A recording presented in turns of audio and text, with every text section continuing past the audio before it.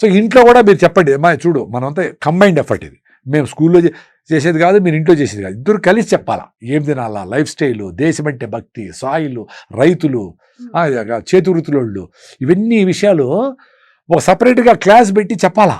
మార్కులు ఏం అవసరం లే, విషయాలు చెప్పాలా, పిల్లల్ని ఇంటరాక్ట్ చేసుకోమనాలా, దాని మీద అసైన్మెంట్ రాయమనాలా. ఎందుకు మన వర్షాలు ఇట్లయితాడు ఎరాటిక్గా ఉండి, ఎందుకు సాయిలు పోతుంది, ఎందుకు రైతులందరూ వలసపోతూ ఉండరు, ఎందుకు చేతుల్లో పని లేదు, ఏం జరుగుతుంది ఎకానమీ, ప్రపంచంలో ఎట్లా మార్పులు జరుగుతూ ఉన్నాయి, మన ఆరోగ్యం ఎందుకు పాడైపోతూ ఉంది, మన ప్లాస్టిక్లు ఎందుకు తక్కువ వాడాలా, కిటికీలు ఎందుకు, వ్యవసాయం, ఇన్ని విషయాలు స్కూల్లో కూడా ఒక క్లాస్ చెప్పాలా, ఇంట్లో కూడా చెప్పాలా. బర్త్డే కేకులు పోయకుండా ఫ్రూట్ కటింగ్ డే అని పెట్టాలా, అన్ని ఫ్రూట్స్ పెట్టి రైతులు డబ్బులు వస్తాయి. ఆయన మీ ఫ్రెండ్స్ అందరిని పెడుతూ పనసకాయ కోయండి, అమ్మ నాకు రాదు కదా, నేర్చుకో, నూనె పూసుకో, కోసి ఇట్లా కొంచెం హెల్ప్ చేయి, అప్పుడు తింటే అబ్బా పనసకాయ భలే ఉంది అంటాడు. ఎందుకు వాడు పని చేశాడు కదా, అప్పుడు వాడికి టేస్ట్ తెలుస్తుంది.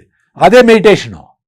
అప్పుడు వాడికి కాన్సెప్ట్ చెప్తే రైతులు డబ్బులు వస్తాయి, నీకు ఆరోగ్యం వస్తుందండి. అందుకని అప్పుడు మీరు వాట్సాప్ స్టేటస్లో పెట్టుకోండి, ఈరోజు మేము మా పిల్లలు ఫ్రూట్ కటింగ్ డే పెట్టినాము, నో కేక్ కటింగ్ డే చెప్పండి. కేకుల్లో మైదాతో పాటు కలర్లు, షుగరు, మైదా, ఇన్ని చెత్తంతా ఉంది ఆయన, నీకు పుట్టినప్పటి నుంచి బర్త్డే కేకులు పెట్టి నువ్వు ఒబేసి ఇట్లా ప్రాబ్లం అయినావు, ఇంకా మారదామని చెప్పండి.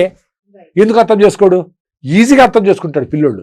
అది బోత్ స్కూల్లో చెప్పాలా టీచర్లు, ఇంట్లో కూడా చెప్పాలా, అప్పుడు మార్పుకు నాంది పలుకుతుంది.